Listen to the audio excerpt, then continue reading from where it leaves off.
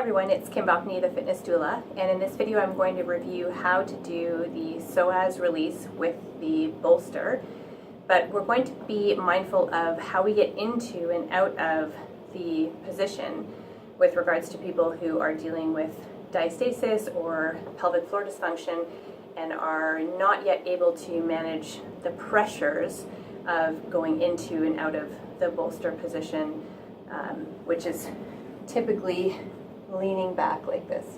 So we usually avoid that position while we're restoring the core and working on getting that core automated again to manage pressures. So if you are dealing with some element of core dysfunction but you want to incorporate the psoas release into your work, this is how you're going to get into and out of the position. So I have my bolster here positioned. I also have a block for my head.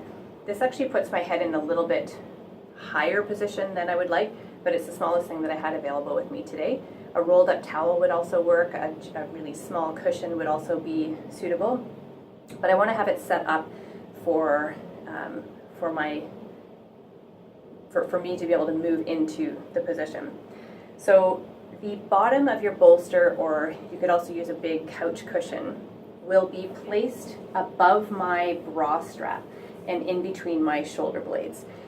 So I'm going to lower myself down and find the edge of that bolster and make sure that, yes, it's above my bra strap. And then I'm going to lower myself down. So kind of like how we recommend that you get into backline positions by going down to your side first and then rolling over. And then I have this positioned under my head.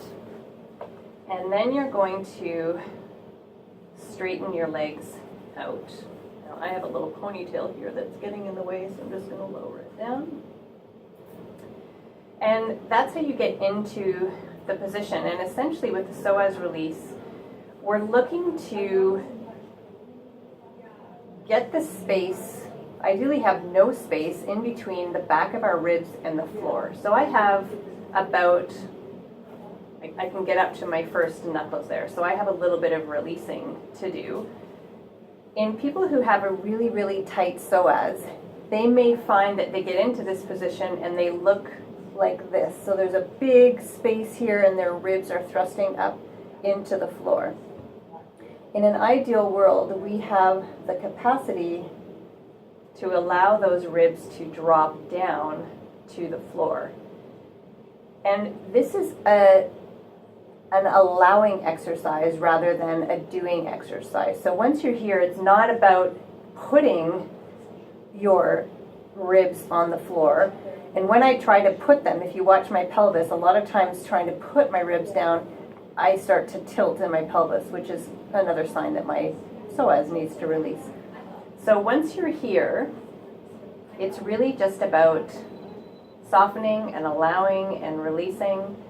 So I will typically spend about 5 minutes, sometimes even a little bit more, in this position. Ideally when you are not going to be bothered, when you're not going to be distracted by anything. And over time, you want to just kind of keep checking in, or just check in once at the beginning and then at the end of your 5 minutes, see if that space has reduced, is less than it was before. So you just hang out, close your eyes, and stop talking to videos, and you just hang out and relax and release. So time lapse, pretend I've gone through 5 minutes, I check in again, I notice that it's down a little bit more, so I've had an opportunity for that psoas muscle to release, and now I want to get out of this position. So I'm just going to shift over to the side, keeping my head down. Once I have my hand firmly planted on the ground, then I'm going to press myself back up. So that is the psoas release, getting into and out of it when you're working on healing a diastasis or pelvic floor dysfunction and need to take out the pressure generating type of movements. So just a safer way for you to get in and out of the psoas release. Thanks for watching.